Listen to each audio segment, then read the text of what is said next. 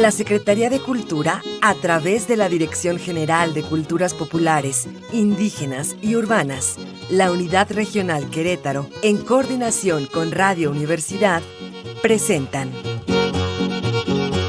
La Flor del Corazón, voz de nuestra comunidad.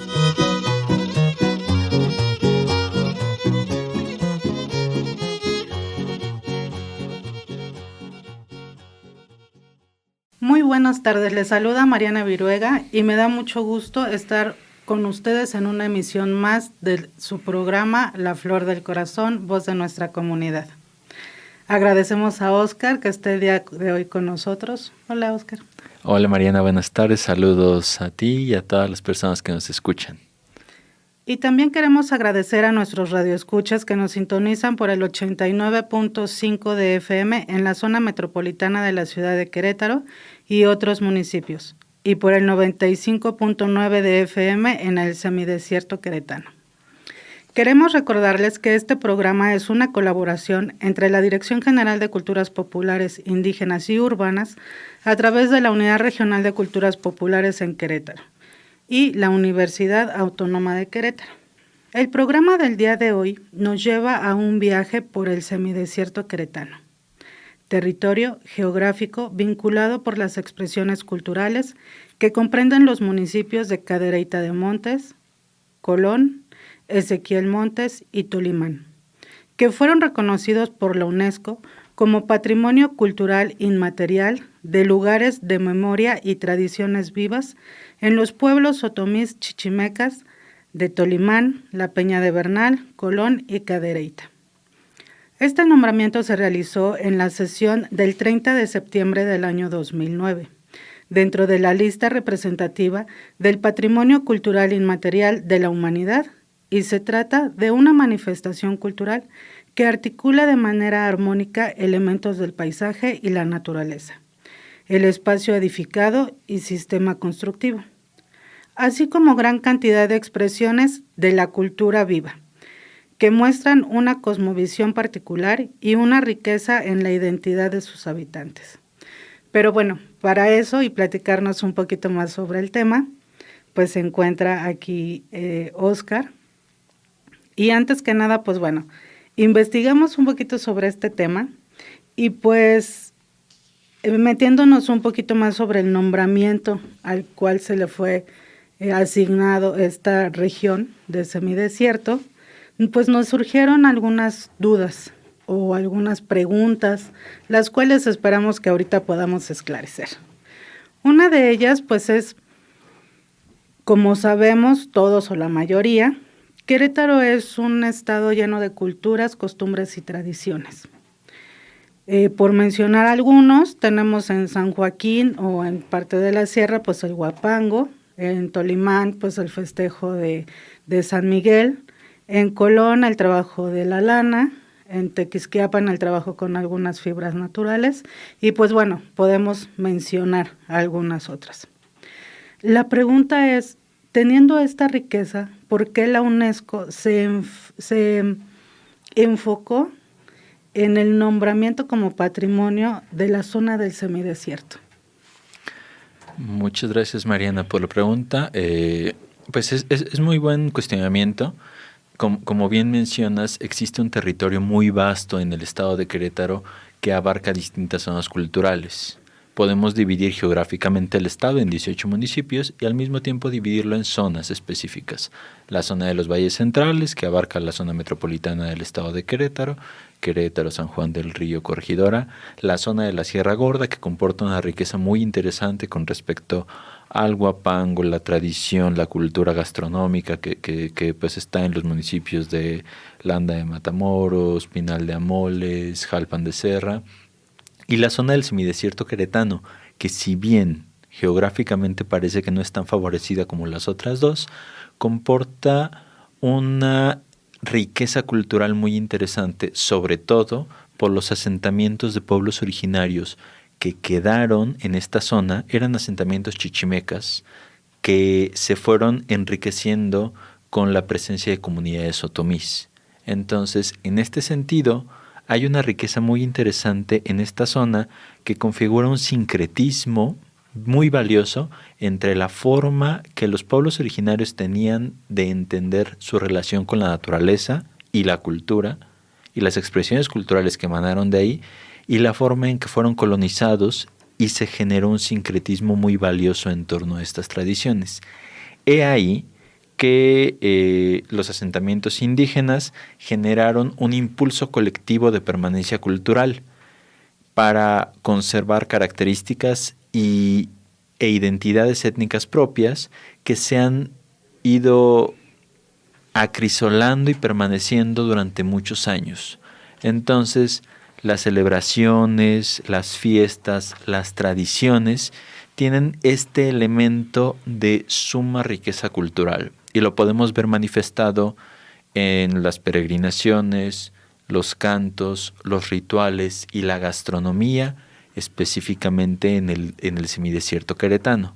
De ahí que en 2009 la UNESCO, por el trabajo que varias instituciones del estado de Querétaro desarrollaron, tomar en cuenta esta zona para declararla como Patrimonio Cultural de la Humanidad.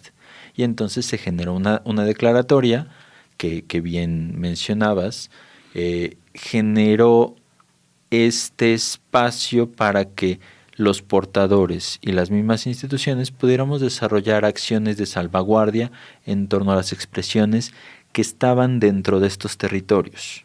Ezequiel Montes, Colón, Cadereyta de Montes y Tolimán, de manera específica. Tú aquí nos mencionas que es un nombramiento de patrimonio cultural material. ¿En qué momento o cuál es el proceso o la transición que tiene que llevar para que se pueda hacer ese nombramiento? O sea, ¿qué elementos tienen que ser necesarios para poder realizar este tipo de nombramientos? Sobre todo, tiene que tener en consideración la UNESCO,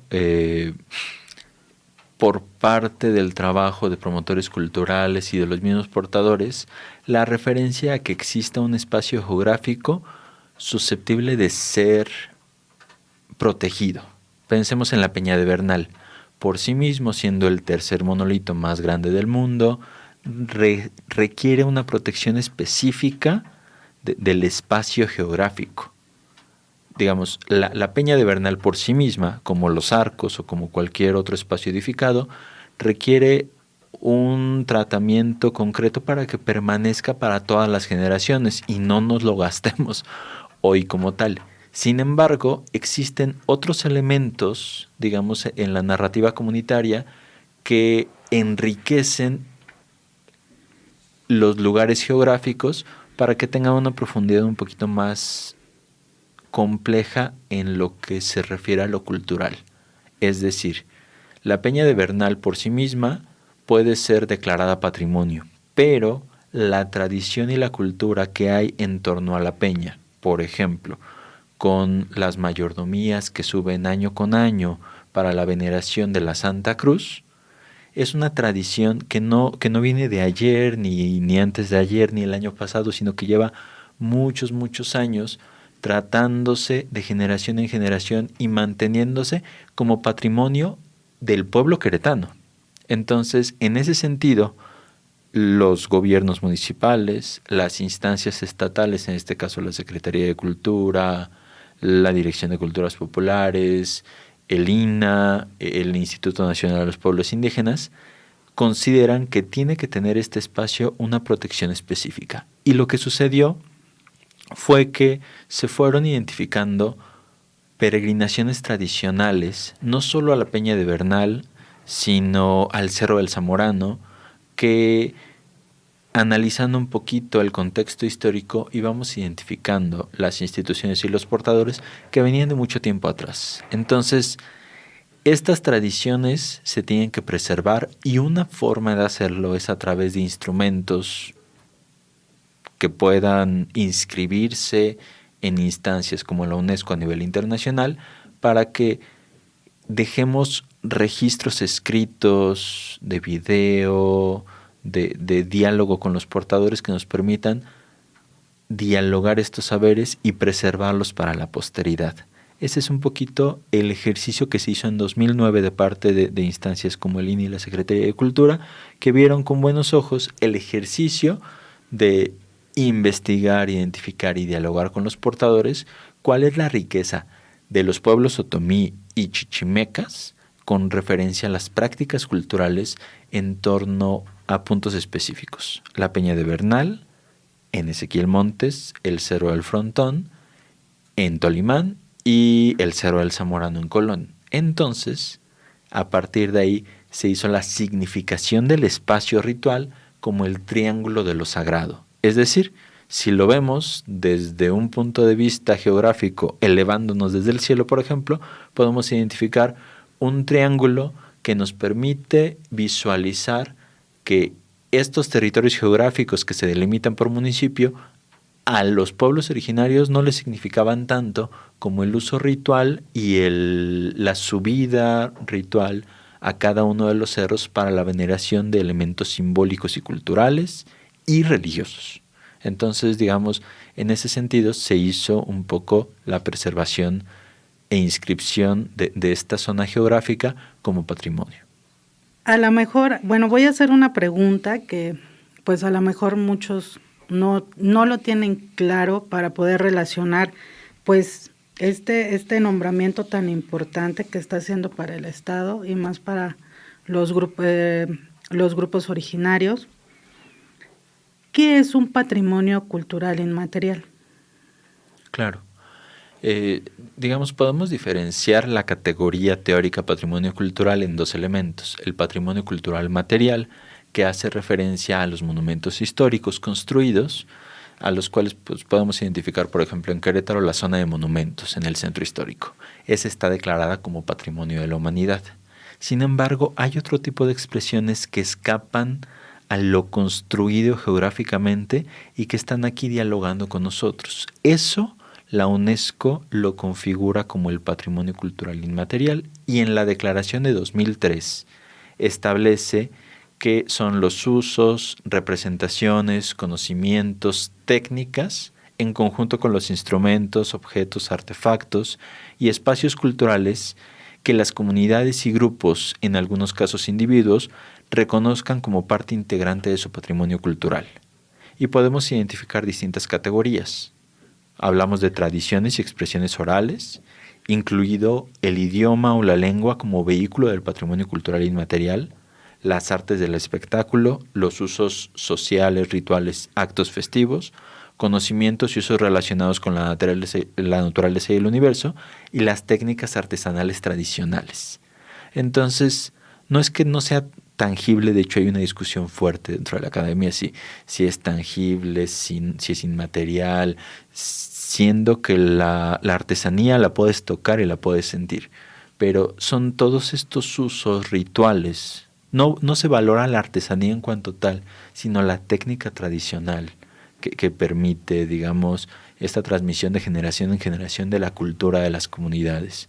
No se, digamos, identifica la lengua como tal, sino la lengua como el vehículo de las narrativas propias de los pueblos originarios que nos permitan preservar el origen, las historias fundantes de nuestros pueblos y que a través de eso nos permite identificar a México y los territorios nacionales como territorios pluriétnicos, multiculturales que necesitan ser preservados. Así como hay una placa en los arcos que dice que es patrimonio, también podemos decir que el huapango es patrimonio, que la artesanía es patrimonio, que la indumentaria tradicional es patrimonio, que la gastronomía es patrimonio, y todos estos elementos son los que abarca el patrimonio cultural inmaterial.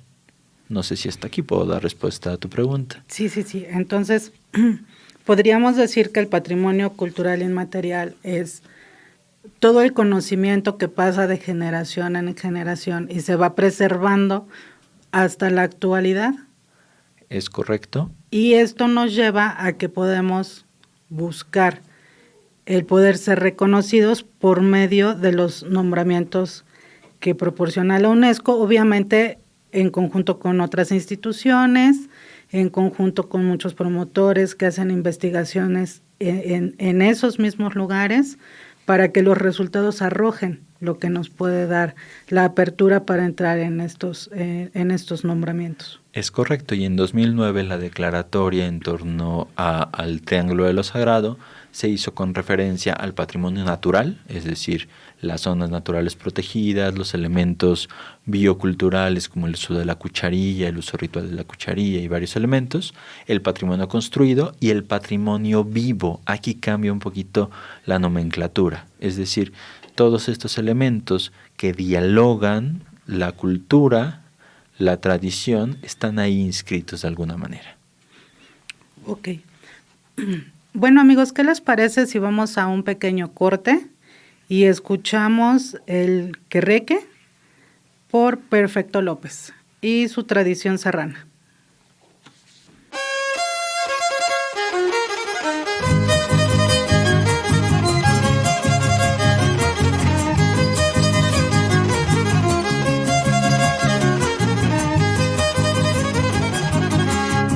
El Querreque de Gilitla, ya sabemos que es el rey, ya sabemos que es el rey. El Querreque de Gilitla le dijo a su querrequita, porque mi palabra es ley. Vamos a la lagunita, quiero un pulque de maguey. Querreque, querreque, querreque, querreque.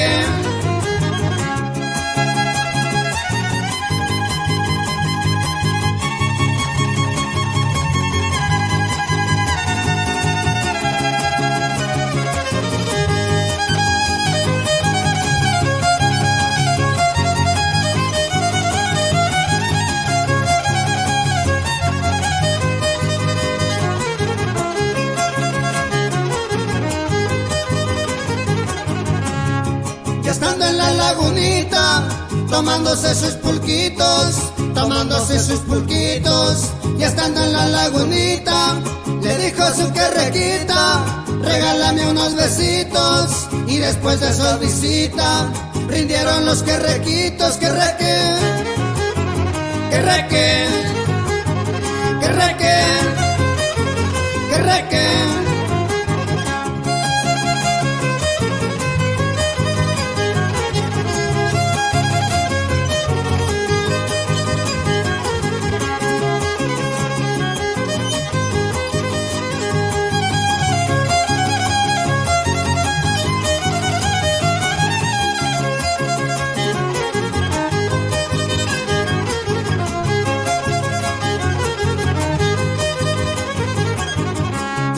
El pulque es muy afamado, como el querreque y el son, como el querreque y el son. El pulque es muy afamado, eso ya está comprobado, que alimenta la intención. Puro querreque chapeado se encuentra por la región. Querreque, querreque, querreque, querreque.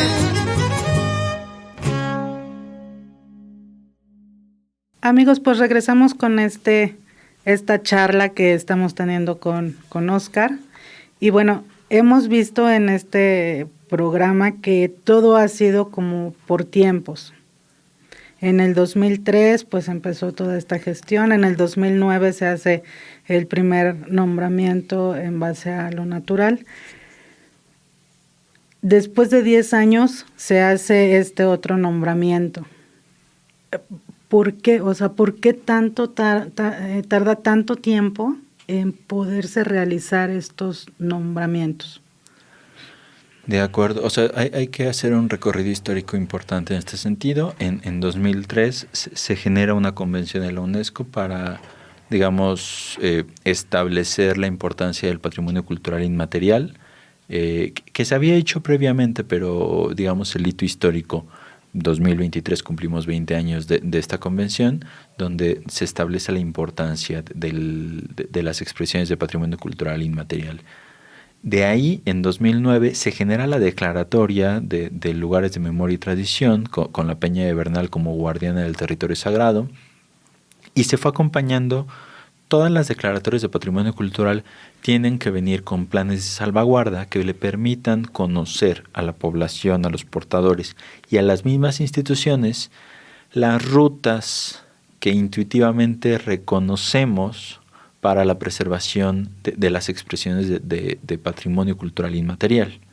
Entonces, se trabajó de manera simultánea, sin embargo, los retos inherentes a los procesos de trabajo, como los cambios de administraciones municipales, los cambios de administraciones estatales, la reconfiguración de los responsables de estas declaratorias ante la UNESCO de parte de los gobiernos, han ido llevando un proceso de continuidad y seguimiento que nos dan la pauta de que 10 años después se pueda imprimir, publicar, después de un proceso de diálogo con los portadores de mesas de trabajo que nos permitieran identificar cuáles eran las acciones más importantes para la preservación de los elementos culturales en este territorio. Entonces, hablamos de elementos muy específicos como las rutas de peregrinación al Cerro del Frontón y las rutas de peregrinación al Cerro del Zamorano, Tolimán y Colón, y cómo de ahí se van fortaleciendo este tipo de actividades. Tenemos, por ejemplo, el caso de la peregrinación al Cerro del Zamorano, donde año con año se van haciendo actividades y procesos, pero de pronto pues el espacio se ocupa por particulares y donde pasaba la peregrinación ya hay una construcción edificada. Entonces se tiene que hacer la gestión para que este proceso se mantenga de manera estable, porque a la gente le interesa peregrinar.